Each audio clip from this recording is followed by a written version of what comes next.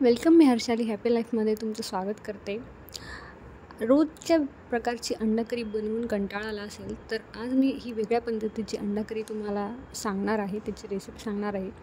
तर त्यासाठी सगळ्यात आधी कढईमध्ये मी 2 ते 3 चमचे तेल गरम करून घेणार आहे.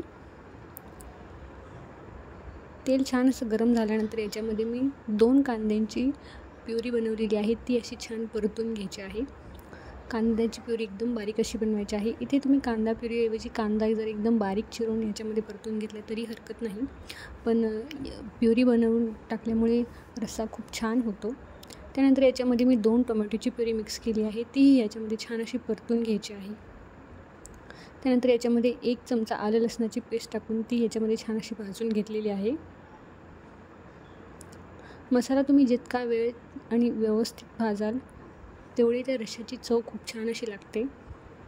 आपण रेग्युलरच्या पद्धतीची अंडा करी नेहमी खात असतो आणि ते खाऊन आपल्याला खूप कंटाळा आलेला असतो. तर ह्या पद्धतीची अंडा करी केल्यामुळे तुम्हाला खूप छान वाटेल, सगळ्यांनाच खूप आवडेल आणि एक वेगळा पदार्थ बनवल्याची मजा पण येईल. मसाला पूर्ण व्यवस्थित भाजून झाल्यानंतर याच्यामध्ये मी 1 चिमूटभर साखर टाकणार आहे. त्यानंतर याच्यामध्ये 1 चमचा लाल तिखट, 1 चमचा कांदा लसूण मसाला, थोडीशी हळद, चवीपुरतं मीठ, त्यासोबतच सगळे मसाले जसे गरम मसाला, मटन चिकन मसाला, हे सगळे मसाले मी मिक्स करून परतून घेतले आहेत. या सगळ्याचं प्रमाण तुम्ही तुमच्या आवडीनुसार ठरवू शकता. हे सगळं व्यवस्थित भाजून झाल्यानंतर याच्यामध्ये मी 1.5 ते 2 ग्लास गरम पाणी ओतलं आहे. इथे पाणी वापरताना गरमच वापरा, थंड पाणी वापरू नका, नाहीतर रश्श्याला व्यवस्थित अशी टेस्ट येणार नाही. इथे मी 4 ते 5 माणसांसाठी हा भाजी बनवत आहे, सो एवढं पाणी वापरलं आहे. तुम्ही याची क्वांटिटी कमीही करू शकता.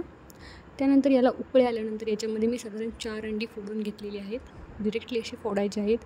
त्यानंतर त्याच्यावरती वरून लाल मिरची पावडर आणि थोडंसं मीठ वरून भुरभुरलं आहे. त्यानंतर हे अंडं साधारण 15 ते 20 मिनिट या रश्श्यामध्ये असं शिजून द्यायचं आहे एकदम व्यवस्थित.